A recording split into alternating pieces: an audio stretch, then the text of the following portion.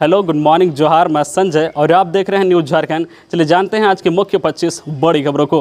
पहली बड़ी खबर की बात तो मांझी और साहू ने किया नॉमिनेशन फाइल। मांझी के साथ सीएम सोरेन और साहू के साथ पूर्व सीएम रहे मौजूद। प्रदेश की 2 राज्यसभा सीट के लिए मंगलवार को सत्ता पक्ष और विपक्ष के उम्मीदवारों ने अपना अपना नामांकन दाखिल किया। सत्तारूढ़ झामुमो की उम्मीदवार महुआ मांझी ने 3 सीट में, जबकि बीजेपी के आदित्य साहू ने भी 3 सीट में नॉमिनेशन फाइल किया। एक तरफ जहां इस मौके पर बीजेपी की सहयोगी आसू पार्टी के प्रमुख सुदेश महतो मौजूद रहे, वहीं दूसरी तरफ झामुमो की सहयोगी कांग्रेस नदारद रही। मांझी के नॉमिनेशन के मौके पर सीएम हेमंत सोरेन मौजूद रहे, साथ ही राजद के इकलौते विधायक सत्यानंद भोक्ता भी इस मौके पर मौजूद रहे। वहीं बीजेपी उम्मीदवार साहू के नामांकन में पूर्व सीएम रघुवर दास, प्रदेश बीजेपी अध्यक्ष दीपक प्रकाश समेत अन्य नेता मौजूद रहे। फिलहाल विधानसभा में सत्ताधारी जेएमएम के 30 विधायक हैं, जबकि मुख्य विपक्षी भाजपा के कुल 26 विधायक हैं। वहीं राज्यसभा जाने के लिए प्रथम वरीयता के 27 मतों की जरूरत होगी। मौजूदा स्थिति में दोनों उम्मीदवारों का निर्विरोध चुना जाना तय माना जा रहा है। अगली बड़ी खबर की बात करें तो 7वीं से 10वीं जेपीएससी के नतीजे हुए घोषित। 252 अभ्यर्थी हुए सेलेक्ट। जेपीएससी की ओर से ली गई 7वीं से 10वीं सिविल सर्विस परीक्षा का अंतिम नतीजे आ गए हैं। कुल 252 उम्मीदवार सफल घोषित किए गए हैं। इनके लिए 9 मई से 16 मई तक इंटरव्यू आयोजित किए गए थे। झारखंड संयुक्त सिविल सेवा की मेंस की परीक्षा 11 से 13 मार्च तक रांची के 14 अलग अलग केंद्रों में आयोजित की गई थी। इससे पहले प्रारंभिक परीक्षा में कुल 4293 उम्मीदवार सेलेक्ट हुए थे। बता दें कि झारखंड हाईकोर्ट के आदेश के बाद प्रारंभिक परीक्षा परिणामों को संशोधित करने के बाद मुख्य परीक्षा आयोजित की गई थी। झारखंड संयुक्त सिविल सेवा मुख्य परीक्षा के परिणामों में 802 उम्मीदवारों को क्वालिफाई घोषित किया गया था और अब आखिरी तौर पर 252 कैंडिडेट सफल घोषित किए गए हैं। परिणाम आधिकारिक वेबसाइट www.jpsc.gov.in पर जाकर देखे जा सकते हैं। जेपीएससी की ओर से मंगलवार देर शाम को रिजल्ट जारी किया गया है। इसमें क्रम संख्या 1 पर सावित्री कुमारी का नाम है। अगली बड़ी खबर की बात तो पहले दिन की काउंटिंग खत्म। आज बुधवार को होगी शेष मतों की गिनती। झारखंड पंचायत चुनाव के तीसरे और चौथे चरण के चुनाव की हो रही काउंटिंग मंगलवार को खत्म हो गया। अब आज बुधवार की सुबह 8 बजे से शेष मतों की गिनती होगी। पहले दिन की काउंटिंग में कई प्रत्याशियों के चेहरे खिले, वहीं कई प्रत्याशी हार के कारण मायूस दिखे। इस दौरान काफी संख्या में महिलाओं ने भी बाजी मारी। आपको बता दें कि राज्य के 142 प्रखंडों की 2346 पंचायतों में हुए चुनाव के लिए काउंटिंग हो रही है। अगली बड़ी खबर की बात तो ना मनचाहा ब्रांड न बियर ही पर्याप्त कीमत भी ली जा रही अधिक। झारखंड में परेशान शराब के शौकीन। राज्य में नई उत्पाद नीति के तहत 2 मई से शुरू हुई शराब की बिक्री ने शराब के शौकीनों की परेशानी बढ़ा दी है। ना मनचाहा ब्रांड मिल रहा, ना बियर की ही पर्याप्त उपलब्धता है। एमआरपी से अधिक कीमत पर शराब बिकने की सूचनाएं मिल रही है। पूरे प्रदेश में शराब की बिक्री का यही हाल है। वर्तमान स्थिति को देख शराब के शौकीन तो यही कह रहे हैं कि बिना पर्याप्त तैयारी की ही नई शराब नीति आनन फानन में लागू कर दी गई। इससे न सिर्फ लोगों को परेशानी हो रही है, बल्कि सरकार का राजस्व भी प्रभावित होगा। सूत्र बताते हैं कि शराब की खरीदारी में उधारी बंद होने के कारण दुकानों में स्टॉक कम दिख रहा है। पहले दुकानदारों को उधारी मिल जाता था, लेकिन अब पैसे का भुगतान कर शराब खरीदनी पड़ती है, जिस कारण अधिसंख्यक दुकानदार स्टॉक नहीं रख रहे हैं। दूसरी बात यह है कि बियर की बुकिंग नवंबर-दिसंबर महीने में हो जाती है, जो कि नई उत्पाद नीति का इंतजार करने के कारण दुकानदारों ने बुक नहीं कराया। अगली बड़ी खबर की बात तो खनन लीज केस में हेमंत का कोर्ट में शपथ पत्र। चुनाव आयोग के फैसले तक सुनवाई टालने की गुहार। मुख्यमंत्री हेमंत सोरेन ने अपने नाम से पत्थर खनन आवंटन के खिलाफ झारखंड हाईकोर्ट में दाखिल जनहित याचिका में जवाब दाखिल कर दिया है। सीएम हेमंत सोरेन की ओर से अधिवक्ता अमृतांश वत्स ने हाईकोर्ट में शपथ पत्र दाखिल किया है। इसमें कहा गया है कि भाजपा की शिकायत पर इससे संबंधित मामला पहले से ही चुनाव आयोग में चल रहा है। चुनाव आयोग ने उन्हें नोटिस जारी किया है, जिसमें जवाब दिए जाने की प्रक्रिया की जा रही है। ऐसे में अगर हाईकोर्ट का कोई फैसला आता है तो इससे चुनाव आयोग का निर्णय प्रभावित होगा। इसलिए चुनाव आयोग के मामले की सुनवाई तक हाईकोर्ट की सुनवाई को स्थगित कर दिया जाए। खबरों में आगे बढ़ने से पहले आपसे रिक्वेस्ट है कि अगर आप चैनल को सब्सक्राइब नहीं किए हैं तो प्लीज़ चैनल को सब्सक्राइब करके बेल आइकन प्रेस कर दें, जिससे आपको झारखंड की हर छोटी बड़ी खबर का अपडेट आप तक पहुंचता रहे। चलिए बढ़ते हैं खबरों की ओर। अगली बड़ी खबर की बात तो हेमंत को लेकर कांग्रेस में दिन भर नौटंकी। झामुमो को धोखा देने के लिए कोसा, शाम में कहा कोई शिकायत नहीं। राज्यसभा प्रत्याशी के लिए कांग्रेस के दावे को दरकिनार कर झामुमो के द्वारा अपना उम्मीदवार खड़ा करने की घोषणा के साथ ही सत्ताधारी गठबंधन में खटास तो बढ़ गई, लेकिन कोई रिस्क लेने से बचने के प्रयास प्रयास में दिख रही कांग्रेस ने चुप्पी साधने में ही भलाई समझी। कांग्रेस मुख्यालय में पूरे दिन हाई प्रोफाइल ड्रामा चला और अंत में नतीजा फुस निकला। कई कांग्रेस विधायकों ने एक एक कर प्रदेश कांग्रेस प्रभारी अविनाश पांडे से बात करने के बाद दावा किया है कि उन्होंने समर्थन वापसी अथवा सरकार को बाहर से समर्थन देने की बात कही है, लेकिन शाम में प्रभारी अविनाश पांडे ने ऐसी सूचनाओं से इनकार कर दिया है। अविनाश पांडे ने विधायकों की नाराजगी की बात को दरकिनार करते हुए साफ कहा है कि हमारे पास राज्यसभा चुनाव के लिए पर्याप्त संख्या नहीं है, इसलिए हमारा उम्मीदवार नहीं है। इसके बाद विधायक दल के नेता आलमगीर आलम ने स्पष्ट तौर पर कहा है कि हमें गठबंधन सरकार के लिए जनता का आदेश मिला है और इस चुनाव का असर सरकार पर नहीं पड़ेगा। अगली बड़ी खबर की बात दो सचिवालय में 452 आंसू लिपिकों की होगी नियुक्ति। 28 जून से भरे जाएंगे फॉर्म। झारखंड कर्मचारी चयन आयोग ने शुरू की प्रक्रिया। राज्य सरकार के विभिन्न विभागों में 452 आंसू लिपिकों स्टेनोग्राफर की नियुक्ति होगी। कार्मिक विभाग की अनुशंसा पर झारखंड कर्मचारी चयन आयोग ने मंगलवार को इसकी प्रक्रिया शुरू करते हुए सूचना जारी कर दी है। इन पदों पर नियुक्ति झारखंड सचिवालय आंसू लिपिक प्रतियोगिता परीक्षा 2022 के माध्यम से होगी। इस परीक्षा में शामिल होने के लिए ऑनलाइन आवेदन 28 जून से भरे जाएंगे। झारखंड कर्मचारी चयन आयोग द्वारा जारी सूचना के अनुसार 27 जुलाई की मध्यरात्रि तक ऑनलाइन फॉर्म भरे जाएंगे। इस परीक्षा में शामिल होने के लिए आरक्षित श्रेणी के अभ्यर्थियों को झारखंड के शैक्षणिक संस्थान से मैट्रिक एवं इंटरमीडिएट उत्तीर्ण होना अनिवार्य होगा। आरक्षित श्रेणी के अभ्यर्थियों को इसमें छूट मिलेगी। नियुक्ति हेतु परीक्षा 2 चरणों में ली जाएगी। पहले चरण में कौशल जांच तथा दूसरे चरण में लिखित परीक्षा ली जाएगी। अगली बड़ी खबर की बात करें तो उमस भरी गर्मी से लोगों को मिली राहत। आज कई जिलों में वज्रपात के साथ बारिश की संभावना। राजधानी रांची समेत आसपास के इलाकों में मंगलवार को बारिश की वजह से उमस भरी गर्मी से लोगों को राहत मिली। चिलचिलाती धूप के बाद दोपहर बाद रांची समेत कई जिलों में बारिश देखने को मिली। बारिश के कारण तापमान में गिरावट आई है। रांची मौसम विज्ञान केंद्र ने कई जिलों में बारिश और वज्रपात की चेतावनी देते हुए अलर्ट जारी किया है। रांची मौसम विज्ञान केंद्र के मुताबिक आज तेज आंधी और बारिश के साथ वज्रपात की भी संभावना है। मौसम विभाग ने देवघर, धनबाद, पूर्वी सिंहभूम, गिरिडीह, सरायकेला, खारसावां, जामताड़ा, बोकारो, लातेहार, सिमडेगा, पश्चिमी सिंहभूम जिले के कुछ भागों में लोगों को सावधान रहने और एहतियातन बरतने की अपील की है। मौसम केंद्र के मुताबिक इन जिलों में हल्के से मध्यम दर्जे की मेघा गर्जन के साथ वज्रपात हो सकता है। कुछ स्थानों पर तेज हवा भी चल सकती है। इसकी गति 40 किलोमीटर प्रति घंटे तक हो सकती है। अगली बड़ी खबर की बात तो गुमला में एसीबी की कार्रवाई। उप समाहर्ता कार्यालय की पेशकार व चपरासी 4100 रुपए घूस लेते गिरफ्तार।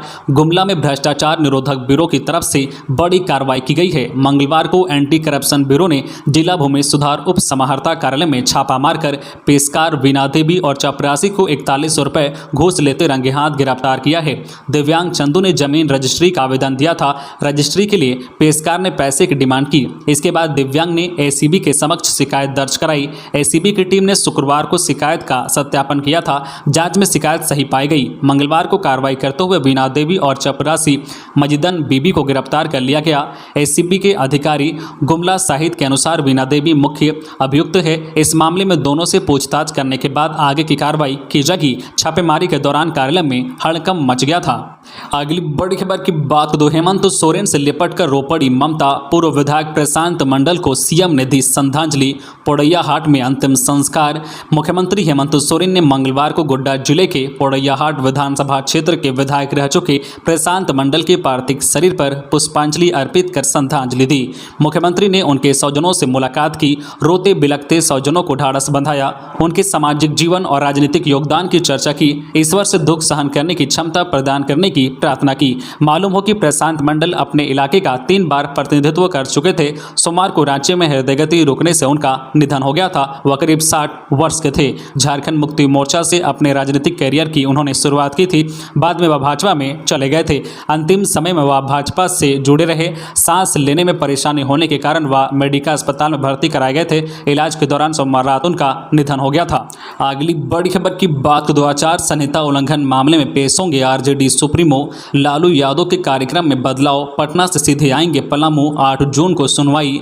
राजद सुप्रीमो एवं बिहार के पूर्व मुख्यमंत्री लालू प्रसाद यादव आगामी 7 जून को पलामू आ रहे हैं। वह 8 जून को आचार संहिता उल्लंघन के मामले में जिला व्यवहार न्यायालय में पेश होंगे। उनके कार्यक्रम में बदलाव किया गया है। पहले पटना से रांची तक विमान और फिर रांची से सड़क मार्ग से पलामू आने वाले थे। अब वह हेलीकॉप्टर से सीधे पटना से पलामू आएंगे। इसकी जानकारी झारखंड राजद के कार्यकारी अध्यक्ष संजय यादव ने दी है। यादव ने बताया कि राजद अध्यक्ष लालू प्रसाद यादव को 8 जून को पलामू अदालत के समक्ष पेश होना है। राजद के प्रदेश अध्यक्ष ने बताया कि वर्ष 1995-96 में लालू प्रसाद यादव की चुनावी सभा गढ़वा के मैदान में आयोजित की गई थी। मैदान में इतनी भीड़ हो गई थी कि पायलट ने सुरक्षा के मद्देनजर बगल के खेत में हेलीकॉप्टर को उतार दिया था। इसी को लेकर आदर्श आचार संहिता उल्लंघन का मामला दर्ज किया गया था। इसी को लेकर पलामू कोर्ट की ओर से उन्हें अदालत में सशरीर उपस्थित होने का निर्देश दिया गया है।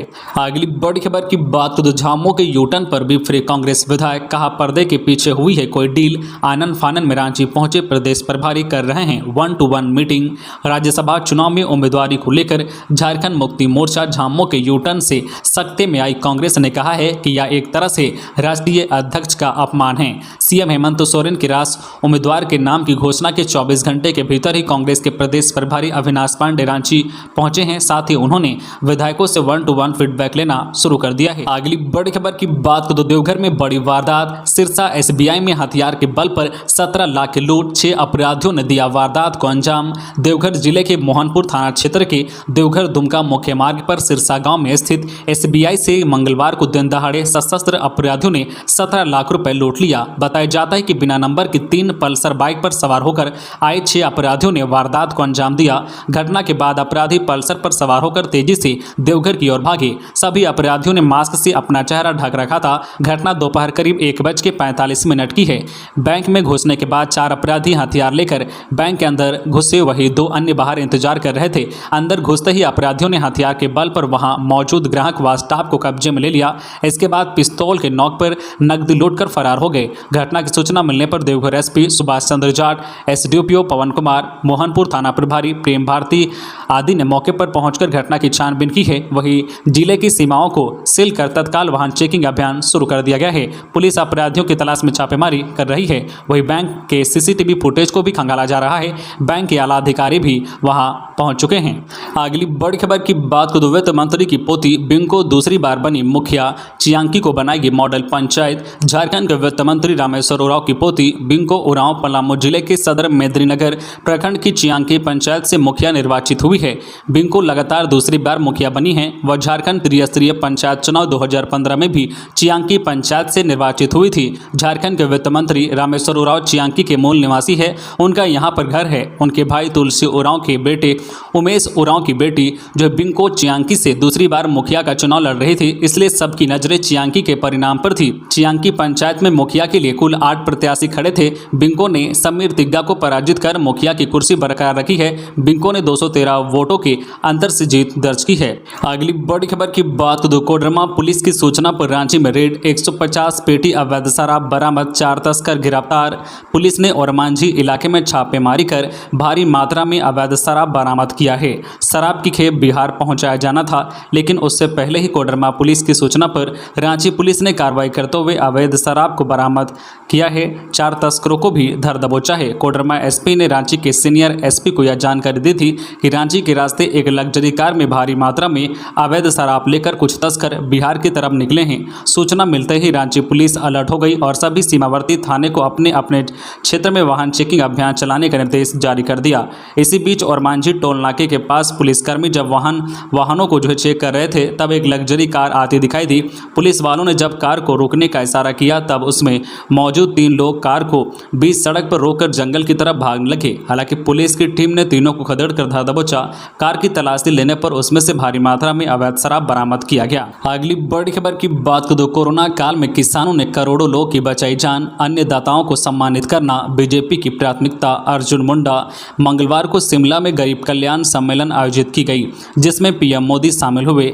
इसके तहत रांची में भी कार्यक्रम आयोजित की गई, जहां ऑनलाइन के माध्यम से केंद्रीय योजनाओं के लाभार्थी जुड़े। शिमला के रिज मैदान से कार्यक्रम के दौरान प्रधानमंत्री नरेंद्र मोदी ने पीएम किसान सम्मान निधि योजना की 11वीं किस्त के रूप में 21,000 करोड़ रुपए डायरेक्ट बेनिफिट के तहत लाभार्थियों के बैंक खाते में ट्रांसफर किए। प्रधानमंत्री के इस कार्यक्रम में रांची से केंद्रीय मंत्री अर्जुन मुंडा मौजूद रहे।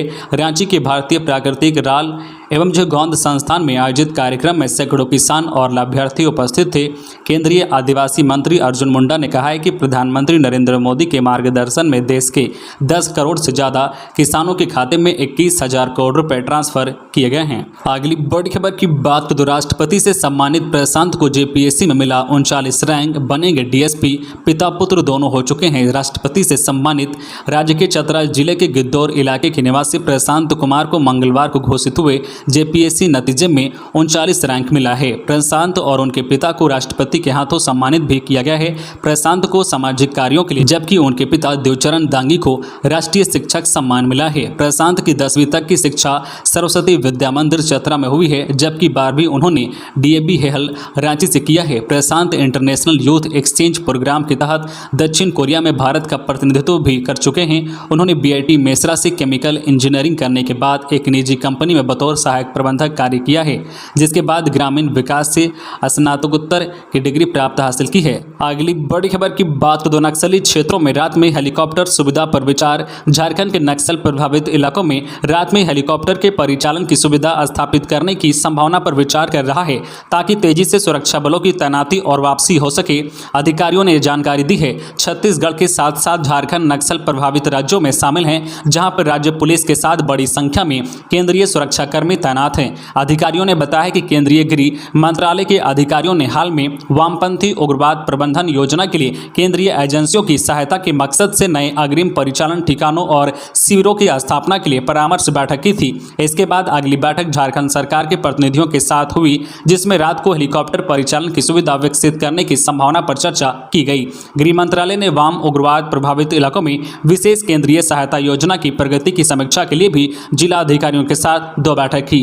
अगली बड़ी खबर की बात करें तो सरायकेला खारसमा में बड़ा हादसा। ओवरटेक करने के चक्कर में मिनी ट्रक व ऑटो आपस में टकराए, 22 मजदूर घायल, 3 लोग गंभीर। सरायकेला खारसमा जिले के ईचागढ़ थाना अंतर्गत उरमाला के पास ऑटो और मिनी ट्रक के बीच रेस के बाद दोनों वाहन आपस में टकराकर सड़क पर पलट गए। इस घटना में दोनों वाहन पर सवार कुल 22 मजदूर घायल हो गए हैं। स्थानीय लोगों ने घटना की सूचना पुलिस को दी। सूचना पाकर पुलिस मौके पर पहुंची और घायलों को एम्बुलेंस की मदद से तत्काल इलाज के लिए जमशेदपुर स्थित एमजीएम अस्पताल पहुंचाया, जहां सभी घायलों का इलाज चल रहा है। घायलों में 3 की स्थिति गंभीर बताई जा रही है। बताया जा रहा है कि एक मिनी ट्रक में सवार होकर कुछ मजदूर जा रहे थे। पीछे चल रहे ट्रक ने ऑटो को ओवरटेक करने के लिए अपनी रफ्तार बढ़ाई। इसी बीच ऑटो ने भी रफ्तार बढ़ा दी। दूसरी तरफ सामने से आ रहे बड़े वाहन से बचने के दौरान मिनी ट्रक ऑटो से जा टकराया। इससे दोनों वाहन पलट गए। सभी घायल टिकर के रहने वाले हैं। सूचना के बाद मौके पर पहुंची पुलिस की टीम ने जांच प्रारंभ कर दी है।